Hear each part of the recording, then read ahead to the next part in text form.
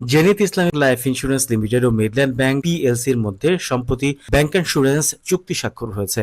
গুলশানে মিডল্যান্ড ব্যাংকের প্রধান কার্যালয়ে চুক্তি স্বাক্ষর অনুষ্ঠিত হয়।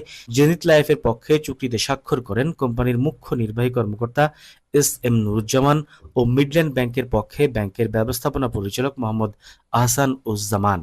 এ সময় আরও উপস্থিত ছিলেন জেনিথ লাইফের কোম্পানি সচিব Abdur Rahman, head of bank insurance Mohammad Shahadat Hossain, head of group insurance Mohammad Anwar Hossain Sarkar, head of metro Mohammad Imran এবং মিডল্যান্ড ব্যাংকের head of retail distribution division ও chief bank insurance officer Mohammad Rashed Akhter, SAVP public relation Mohammad Rashed Anwar ও bank insurance manager Khandaker Imran Hossain. এই চুক্তির ফলে মিডল্যান্ড ব্যাংকের গ্রাহকগণ ব্যাংক থেকেই সরাসরি জেনিথ লাইফের সকল প্রকার জীবন ও স্বাস্থ্য বীমা সুবিধা গ্রহণ করতে পারবেন।